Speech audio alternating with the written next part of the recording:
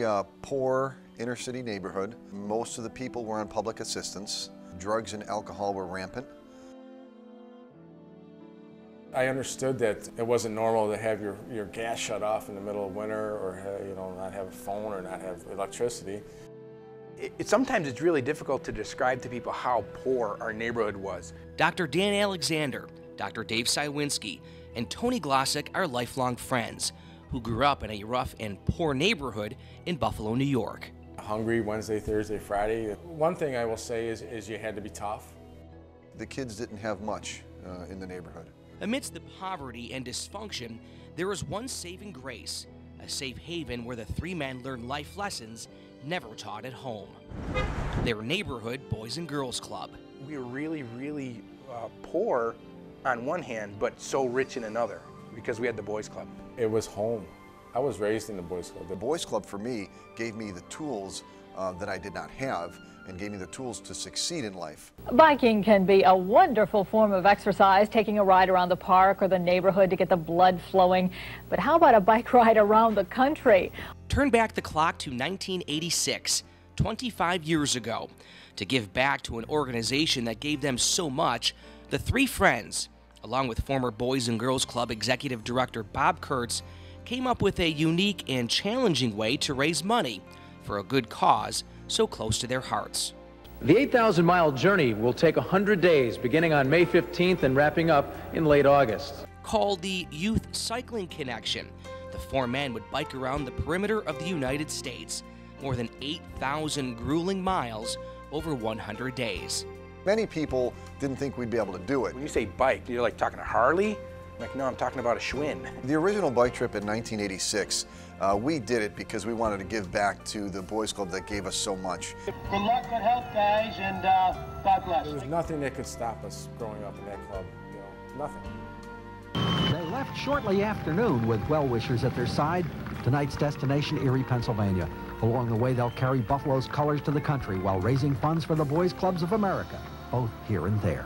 Physically, I think it was demanding. Mentally, I think it was really, really tough. The first 5 days to me was a nightmare. Well, 1,000 miles down and 7,000 to go for Buffalo's marathon bikers. The trip was on, money was raised, and so was the national spotlight. Letters of support from prominent politicians and even former President Ronald Reagan soon followed. Halfway through the trip, Bob Kurtz flew back to Buffalo to focus on fundraising. His wife had a baby. She was less than 100 days old, and his wife needed help and support at home, and so he left after 4,000 miles.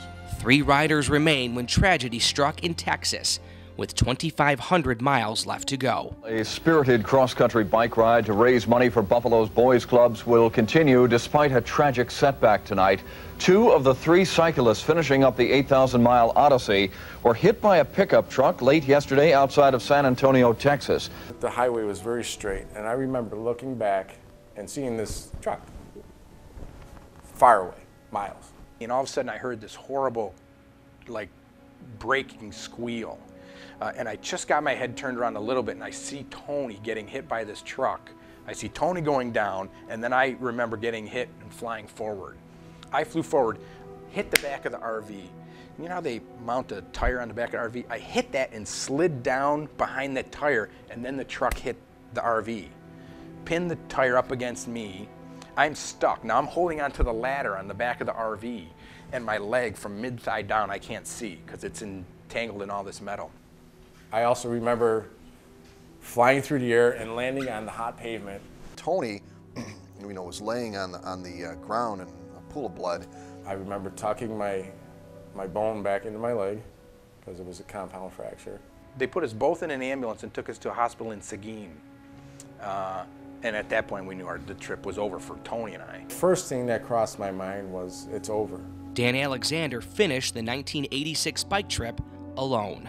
It was very rewarding to cross that finish line, because I did it for myself, for the other cyclists, my best friends, and for the Boys and Girls Clubs.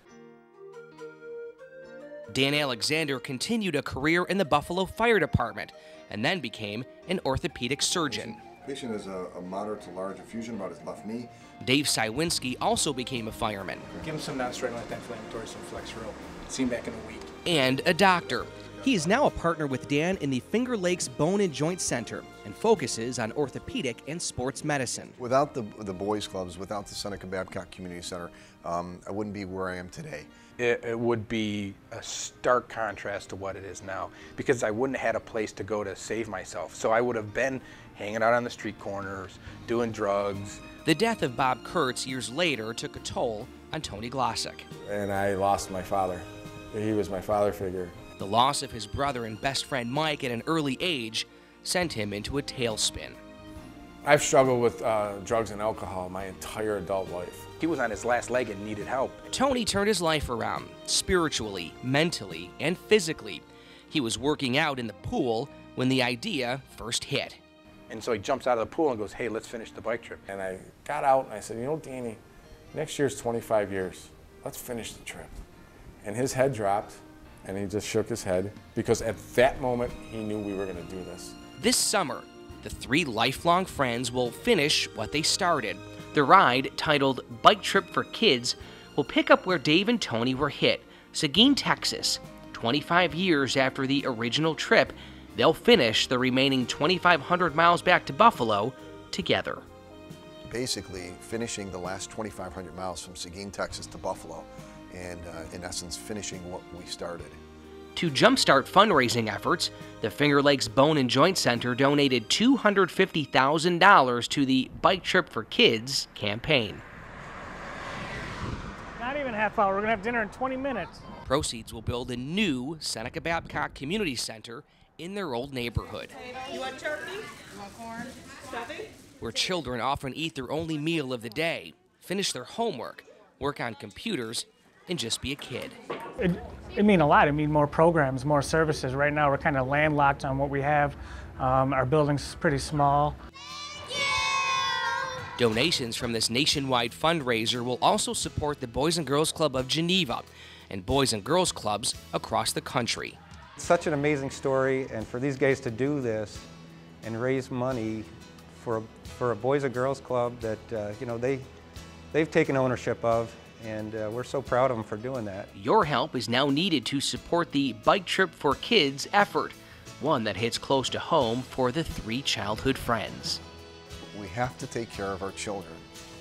It's very important, excuse me. We're here to help. We're here to leave this planet a better place. I don't know of a better way you could spend your money than helping these underprivileged kids be given the tools to succeed in life. There are kids in this community that just need that little edge to make a huge difference in the world.